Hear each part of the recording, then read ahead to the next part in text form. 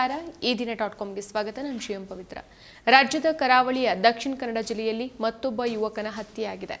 ಮೇ 1ಕ್ಕೆ ಗುರುವಾರ ಸಂಜೆ ಮಂಗಳೂರಿನ ಹೊರವಲಯದ ಬಜ್ಪೆ ಬಳಿ rowdy sheeter Suhas unknown ಹತ್ಯೆಯಾಗಿತ್ತು.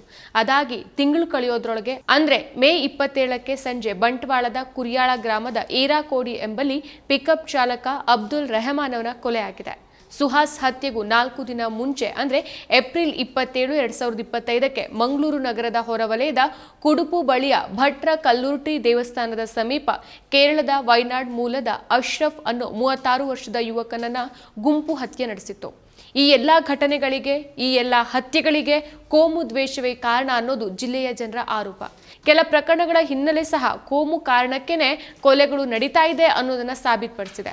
Suhas Shetty ಹತ್ಯೆ ಪ್ರಕರಣದ ಆರೋಪಿಗಳ ಬಂಧನದ ಬಳಿಕ ಸುದ್ದಿಗೋಷ್ಠಿ ನಡೆಸಿದ ಮಂಗಳೂರು ನಗರ ಪೊಲೀಸ್ ಆಯುಕ್ತ ಅನುಪಮ್ ಅಗ್ರವಾಲ್ ಅವರು ಫಾಜಿಲ್ ಹತ್ಯೆಗೆ ಪ್ರತಿಕಾರವಾಗಿ ಸುಹಾಸ್ ಹತ್ಯೆ ನಡೆದಿದೆ ಅಂತ ಹೇಳಿದರು. ಮಂಗಳವಾರ ನಡೆದಂತಹ ಅಬ್ದುಲ್ ರೆಹಮಾನ್ ಕೊಲೆ ಸುಹಾಸ್ ಹತ್ಯೆಗೆ ಪ್ರತಿಕಾರ ಆಗಿರಬಹುದು ಅನ್ನೋದು ಜನರ ಅನುಮಾನ ಆಗಿದೆ. ಇದು ಕೋಮು ವೈಷಮ್ಯದ ಕೊಲೆನೇ ಅನ್ನೋದು ಇನ್ನೂ ಖಚಿತ ಆಗಿಲ್ಲ. ಒಟ್ಟಿನಲ್ಲಿ ದಕ್ಷಿಣ ಕನ್ನಡ ಜಿಲ್ಲೆಯಲ್ಲಿ 1 ತಿಂಗಳೊಳಗೆ 3 ಯುವಕರ ಹತ್ಯೆ ನಡೆದು ಹೋಗಿದೆ. ತಂದೆ ತಾಯಿಗೆ ಮಕ್ಕಳು, ಹೆಂಡತಿಗೆ ಗಂಡ, ಮಕ್ಕಳಿಗೆ ಅಪ್ಪ, ಸಹೋದರರಿಗೆ ಸಹೋದರ ಇಲ್ಲವಾಗಿದ್ದಾರೆ. ಒಂದು ಕೊಲೆ ನಡೆದ ಬಳಿಕ ಅದಕ್ಕೆ ಪ್ರತೀಕಾರ ತೀರಿಸ್ತೇವೆ ಅಂತ ಕೆಲವರು ಬಹಿರಂಗವಾಗಿ ವೇದಿಕೆ ಕಟ್ಟಿ ಬೆದರಿಕೆ ಹಾಕುವಾಗ ಪೊಲೀಸರು ಯಾಕೆ ಕ್ರಮ ಕೈಗೊಳ್ತಾ ಇಲ್ಲ? ಕರಾವಳಿಯ ಕೋಮುವಾದಕ್ಕೆ ಕಡಿವಾಣ ಹಾಕೋಕೆ ಸರ್ಕಾರಕ್ಕೆ ಯಾಕೆ ಸಾಧ್ಯ ಆಗ್ತಾ ಇಲ್ಲ ಅನ್ನೋದು ಜನರ ಪ್ರಶ್ನೆಯಾಗಿದೆ. ಅಶ್ರಫ್ ಅವರ ಗುಂಪು ಹತ್ಯೆ, ರೌಡಿ ಶೀಟರ್ ಸುಹಾಸ್ ಅವರನ್ನ ದುಷ್ಕರ್ಮಿಗಳು ಜನನಿಬಿಡ ಪ್ರದೇಶದ ರಸ್ತೆ ಮಧ್ಯೆನೇ ಯಾವುದೇ ಭಯವಿಲ್ಲದೆ ಬರ್ಬರವಾಗಿ ಹತ್ಯೆಗೈದ ಬಳಿಕ ಹದಗೆಟ್ಟ ಜಿಲ್ಲೆಯ ಕಾನೂನು ಸುವ್ಯವಸ್ಥೆ ಬಗ್ಗೆ ಜನ ತೀವ್ರ ಆಕ್ರೋಶ ವ್ಯಕ್ತಪಡಿಸುತ್ತಿದ್ದಾರೆ. ಅತಿಥಿಯಂತೆ ಆಗಾಗ ಜಿಲ್ಲೆಗೆ ಭೇಟಿ ಕೊಡೋ ಉಸ್ತುವಾರಿ ಸಚಿವ ದಿನೇಶ್ ಗುಂಡೂರಾವ್ ಮತ್ತು ಗೃಹ ಸಚಿವ ಡಾಕ್ಟರ್ ಜಿ ಪರಮೇಶ್ವರ್ ತಮ್ಮ ಸ್ಥಾನಕ್ಕೆ ರಾಜೀನಾಮೆ ಕೊಡಲಿ ಅಂತ ಜನ ಆಗ್ರಹಿಸುತ್ತಿದ್ದಾರೆ.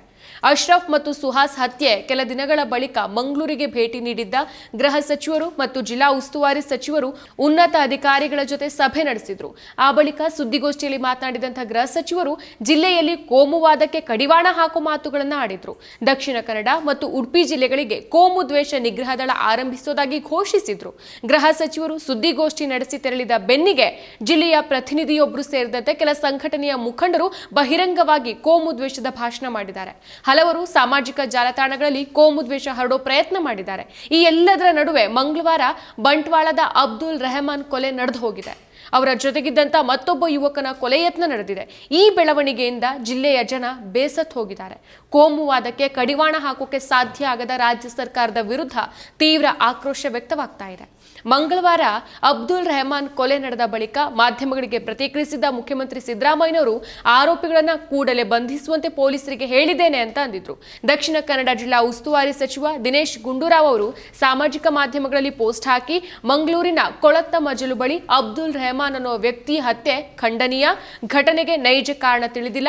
ಈ ಸಂಬಂಧ ಈಗಾಗಲೇ ಗೃಹ ಸಚಿವರಾದ doctor G Parameshwar, DGP Karnataka ಹಾಗೂ ಕಾನೂನು ಸುವ್ಯವಸ್ಥೆ ಎಡಿಜಿಪಿ ಜೊತೆ ಮಾತಾಡಿದ್ದೇನೆ.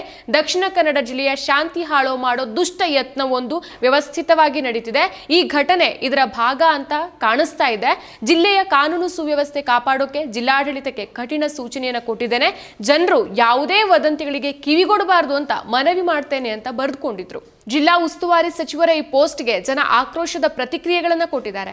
ಜಿಲ್ಲೆಯಲ್ಲಿ ಕೋಮುವಾದಕ್ಕೆ ಕಡಿವಾಣ ಹಾಕೋಕೆ ಸಾಧ್ಯವಾಗದ ಉಸ್ತುವಾರಿ ಸಚಿವರು ಮತ್ತು ಪೊಲೀಸ್ ಅಧಿಕಾರಿಗಳು ರಾಜೀನಾಮೆ ನೀಡಲಿ ಅಂತ ಆಗ್ರಹಿಸಿದ್ದಾರೆ. ಕರಾವಳಿಯ ಹಲವು ಪಕ್ಷ ಸಂಘಟನೆಗಳು ಸಹ ಸರಣಿ ಕೊಲೆಗಳು ಮತ್ತು ಹದಗೆಟ್ಟ ಕಾನೂನು ಸುವ್ಯವಸ್ಥೆಗೆ ಸರ್ಕಾರವನ್ನ ತರಾಟೆಗೆ ತೆಗೆದುಕೊಂಡಿದೆ. ಬಿಜೆಪಿ ಸಂಘ ಪರಿವಾರದ ದ್ವೇಷ ಭಾಷಣ, ಸರ್ಕಾರದ ಬೇಜವಾಬ್ದಾರಿ ನಡೆ ಜಿಲ್ಲೆಯ ಇಂದಿನ ಸ್ಥಿತಿಗೆ ಕಾರಣ ಅಂತ ಸಿಪಿಐಎಂ ಜಿಲ್ಲಾ ಘಟಕ ಆರೋಪಿಸಿದೆ. ಪ್ರಚೋದನಾಕಾರಿ ಭಾಷಣಕ್ಕೆ ಕಡಿವಾಣ ಹಾಕೋಕೆ ರಾಜ್ಯ ಸರ್ಕಾರ ಸಂಪೂರ್ಣ ವಿಫಲವಾಗಿದೆ. ಜನಪ್ರತಿನಿಧಿಗಳೇ ಓಲೈಕೆ ರಾಜಕಾರಣ ನಿಲ್ಲಿಸಿ ಕೊಲೆಗೆ ಪ್ರಚೋದನೆ ನೀಡಿದ ಭಯೋತ್ಪಾದಕರಿಗೆ ಕಠಿಣ ಶಿಕ್ಷೆ ವಿಧಿಸಿ ರಾಜ್ಯದ ಜನತೆಯನ್ನ ಕಾಪಾಡಿ ಅಂತ ಎಸ್ಎಸ್ಎಫ್ ಕರ್ನಾಟಕ ಆಗ್ರಹಿಸಿದೆ. ಅಬ್ದುಲ್ ರೆಹಮಾನ್ ಅವರ ಕೊಲೆಗೆ ರಾಜ್ಯದ ಕಾಂಗ್ರೆಸ್ ಸರ್ಕಾರವೇ ನೇರ ಹೊಣೆ. ಕೋಮು ಗಲಭೆ ನಿಯಂತ್ರಿಸೋಕೆ ಸಾಧ್ಯ ಆಗದೇ ಇದ್ರೆ ಸಿಎಂ, ಡಿಸಿಎಂ, ಗೃಹ ಸಚಿವರು ರಾಜೀನಾಮೆ ಕೊಡ್ಲಿ ಅಂತ ಎಸ್ಕೆಎಸ್ಎಸ್ಎಫ್ ಸಂಘಟನೆ ಒತ್ತಾಯಿಸಿದೆ. ಸೊ ಈ ಮಧ್ಯೆ ಸದ್ಯ ಮಂಗಳೂರಿನಲ್ಲಿ ಒಬ್ಬರು ಸಾವನ್ನಪ್ಪಿದ್ದಾರೆ. ನಮ್ಗಿರೋ ಮಾಹಿತಿ ಪ್ರಕಾರ ಇನ್ನೂ ಹೆಚ್ಚು ಜನರನ್ನ ಕೊಲ್ಲಬೇಕು ಅಂತ ಆಲೋಚನೆ ಮಾಡಿದ್ರು ಅಂತ ದಕ್ಷಿಣ ಕನ್ನಡದ ಜಿಲ್ಲಾ ಉಸ್ತುವಾರಿ ಸಚಿವ ದಿನೇಶ್ ಗುಂಡೂರಾವ್ ಸ್ಫೋಟಕ ಹೇಳಿಕೆ ಕೊಟ್ಟಿದ್ದಾರೆ. ಸೊ ಜಿಲ್ಲೆಯಲ್ಲಿ ಕಾನೂನು ಸುವ್ಯವಸ್ಥೆ ಹಾಳಾಗ್ತಾ ಇದೆ, ಆದ್ರೆ ಪೊಲೀಸರು ಯಾವುದೇ ಕ್ರಮ ಕೈಗೊಳ್ತಾ ಇಲ್ಲ. ಹೀಗಾಗಿ ಕಾಂಗ್ರೆಸ್ ಪಕ್ಷದಲ್ಲಿರುವ ಸಮುದಾಯದ ನಾಯಕರು ಸಾಮೂಹಿಕ ರಾಜೀನಾಮೆ ನೀಡಬೇಕು ಅಂತ ಆಗ್ರಹಿಸಿದ್ದಾರೆ. ದಕ್ಷಿಣ ಕನ್ನಡ ಜಿಲ್ಲಾ ಕಾಂಗ್ರೆಸ್ ಅಲ್ಪಸಂಖ್ಯಾತರ ಘಟಕ ಮೇ 29 ಮಧ್ಯಾಹ್ನ ನಗರದ ಬೋಳಾರದಲ್ಲಿರುವ ಶಾದಿ ಮಹಲ್ ಸಭಾಂಗಣದಲ್ಲಿ ಸಭೆ ಕರೆದು ಈ ತೀರ್ಮಾನವನ್ನು ಪ್ರಕಟಿಸಿದ್ದಾರೆ. ಇನ್ನು ಸಭೆಯಲ್ಲಿ ದಕ್ಷಿಣ ಕನ್ನಡ ಜಿಲ್ಲಾ ಅಲ್ಪಸಂಖ್ಯಾತ ಘಟಕದ ಅಧ್ಯಕ್ಷ ಕೆಕೆ ಶಾಹುಲ್ ಹಮೀದ್ ವೇದಿಕೆಯಲ್ಲಿ ಮಾತಾಡ್ತಿರುವಾಗ ಕೋಲಾಹಲ ಉಂಟಾದ ಘಟನೆಯೂ ನಡೆದಿದೆ. ಜಿಲ್ಲಾ ಘಟಕದ ಕರೆಗೆ ಸ್ಪಂದಿಸಿದ್ದ ಕಾಂಗ್ರೆಸ್ನ ನೂರಾರು ಮುಸ್ಲಿಂ ಮುಖಂಡರು ಸಭೆಯಲ್ಲಿ ಭಾಗವಹಿಸಿದ್ರು. ಕಾರ್ಯಕರ್ತರ ಕೋಲಾಹಲದ ನಡುವೆನೇ ಕಾಂಗ್ರೆಸ್ ಪಕ್ಷಕ್ಕೆ ಸಾಮೂಹಿಕ ರಾಜೀನಾಮೆಯನ್ನು ಘೋಷಿಸಿದ್ದಾರೆ.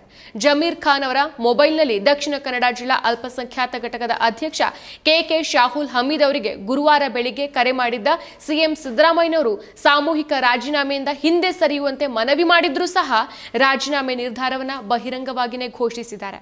ಬೂತ್ ಮಟ್ಟದಿಂದ ರಾಜ್ಯ ಮಟ್ಟದವರೆಗೆ ಇರುವ ಜಿಲ್ಲೆಯ ಎಲ್ಲಾ ಮುಸ್ಲಿಂ ಪದಾಧಿಕಾರಿಗಳು ಸಾಮೂಹಿಕ ರಾಜೀನಾಮೆ ಘೋಷಿಸೋ ಹಿನ್ನೆಲೆಯಲ್ಲಿ ಇಂದು ಸಭೆ ಕರೆಯಲಾಗಿದೆ.